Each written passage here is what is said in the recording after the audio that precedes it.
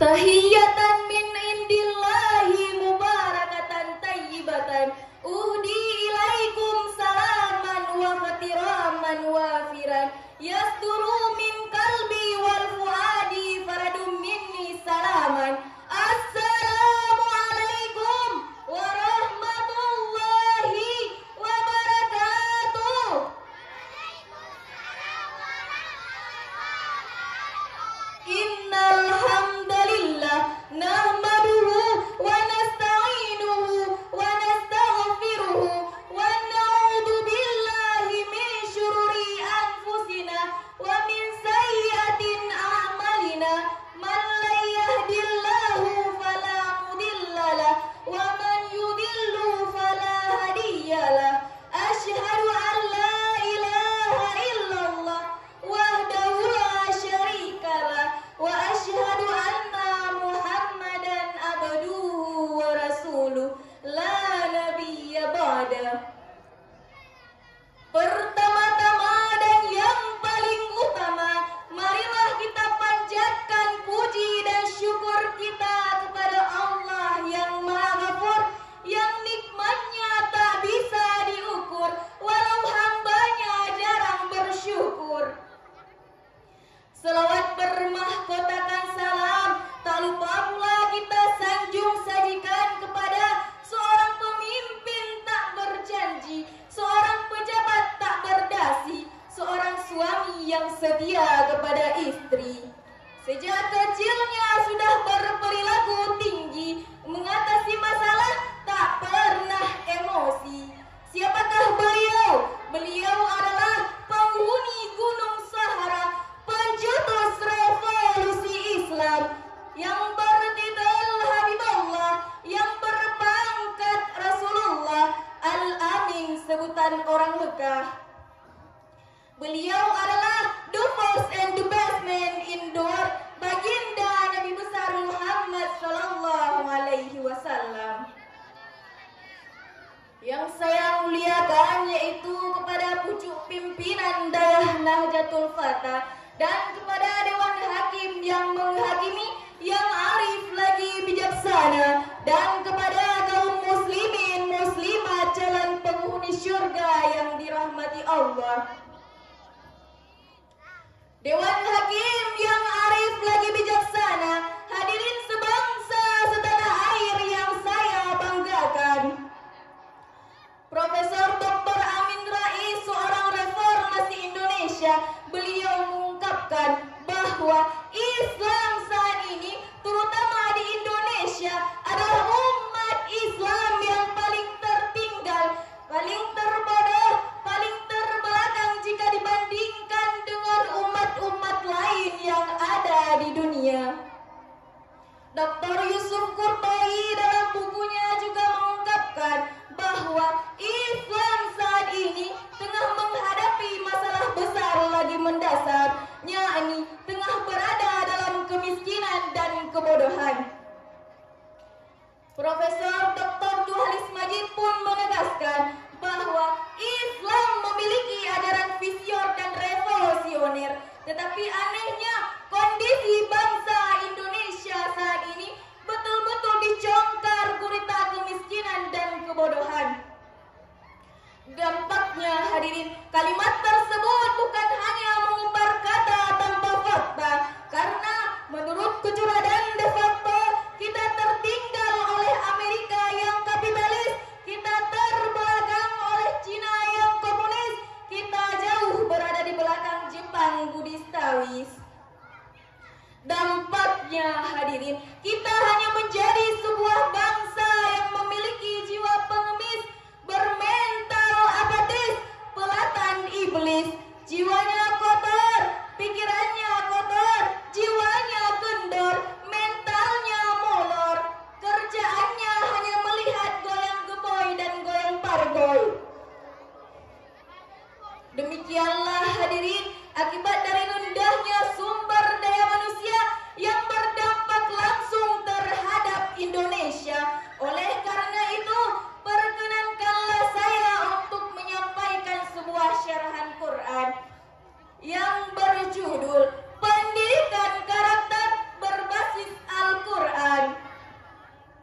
dengan merujuk kepada Al-Quran surah Al-Mujadalah ayat 11. A'udzu billahi minasyaitonir rajim. Bismillahirrahmanirrahim. Ya ayyuhalladzina amanu idza qila lahum tafassahu fil majalis fafsahu yafsahillahu alladzi wa idza qila inshuzu fanshuzu yarfa'illahu alladhina minkum walladhina utul ilma darajat wallahu bima ta'maluna khabir. Artinya, hai orang-orang yang beriman, apabila dikatakan kepadamu berlapang-lapanglah dalam majelis, maka lapangkanlah, niscaya Allah akan memberi kelapangan kepadamu. Dan apabila dikatakan kepadamu berdirilah kamu, maka berdirilah, niscaya Allah akan meninggikan orang-orang beriman di antaramu dan orang-orang yang diberi pengetahuan beberapa derajat, dan Allah Maha mengetahui apa yang kamu kerjakan. Dewan Hakim yang arif lagi bijaksana, hadirin sebangsa setanah air yang saya banggakan. Ayat tadi merupakan landasan teknologis dalam mewujudkan sumber daya manusia yang berkualitas untuk membangun bangsa, yakni melalui peningkatan penuh dengan pendidikan yang berbasis dengan keimanan. Profesor Muhammad Sulaiman Al-Aqsari dalam tafsir An-Kari beliau menjelaskan bahwa barang siapa yang berkumpul pada diri seseorang ilmu dan iman, maka Allah akan meningkatkan derajat keimanannya dan ilmu pengetahuannya.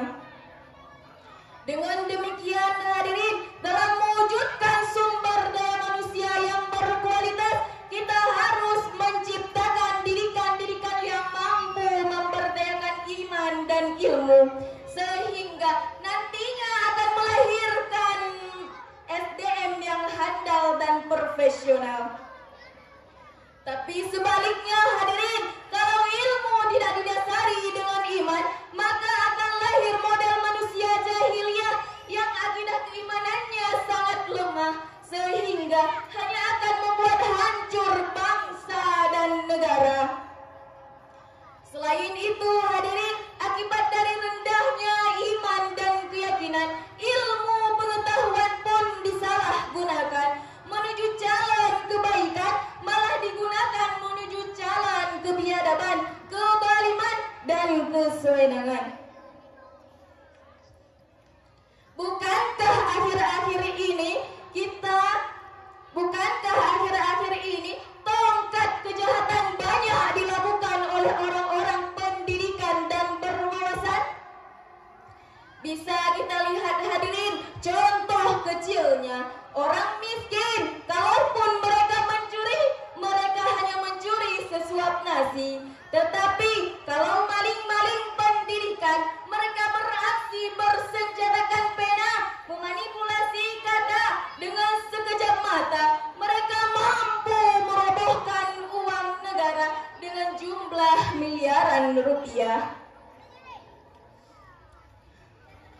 Akhir-akhir ini hadirin, kita dibikin bingung, bukankah siapa yang maling? Apakah polisi, jaksa, atau pengacara? Bahkan kita kaya pun kena. Demikianlah hadirin, akibat ilmu tidak diimbangi dengan iman. Lalu apa yang harus kita lakukan kalau kita sudah punya ilmu pengetahuan? Sebagai jawabannya, mari kita renungkan firman Allah dalam Al-Quran surah At-Taubah ayat 105. Bismillahirrahmanirrahim. Wa qul i'malu fasayarallahu amalakum wa rasuluhu wal mu'minu wa saturadduna ila alimil ghaibi wasyahada fayunabbi'ukum bima kuntum ta'malun. yang artinya katakanlah bekerjalah kamu, maka Allah akan melihat pekerjaanmu, maka Allah dan Rasulmu dan orang-orang mukmin akan melihat ke pekerjaanmu, lalu kamu akan dikembalikan kepada Allah yang mengetahui mana yang gaib dan yang nyata. Lalu diberitakan kepadamu apa yang kamu kerjakan. Dewan Hakim yang arif lagi bijaksana, hadirin sebangsa setanah air yang saya banggakan. Ayat tadi diawali dengan kalimat a'malu, bekerjalah kamu sesuai skill, profesi dan kemampuan masing-masing. Menurut Ali As-Sunni dalam Sufat At-Tasir, beliau menjelaskan, jika kita kaji lebih mendalam mengenai ayat tadi yang diawali dengan kalimat a'malu, istimbatnya a'malu adalah lafal amal. Kaidah usul fiqh mengatakan, pada dasarnya perintah menunjukkan suatu kewajiban.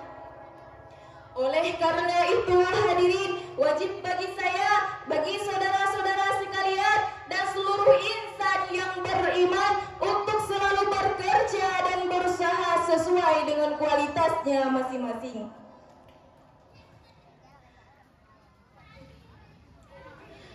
Profesor sejalan dengan ayat ini, Profesor Dr. Muhammad Quraisy Shihab dalam tafsir Al-Misbah beliau menjelaskan, ada 3 perintah Allah kepada kita. Yang pertama, untuk selalu memiliki mental kaya, terus berusaha, pantang menyerah. Yang kedua, harus pandai menggunakan waktu dengan sebaik-baiknya. Yang ketiga, kita manusia kalau ingin bekerja, kita harus bertawakal kepada Allah Subhanahu wa Ta'ala.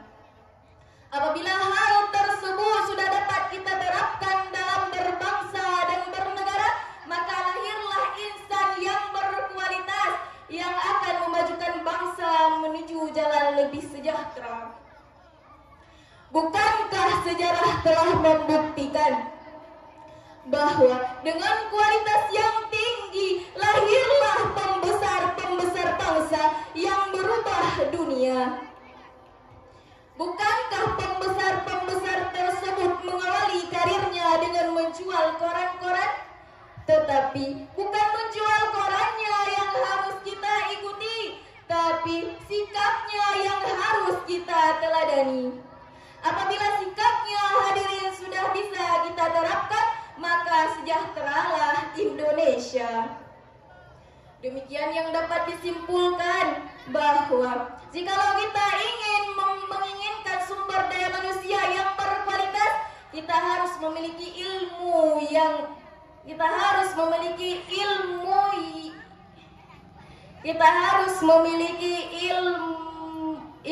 yang berbasis dengan pengetahuan dan iman.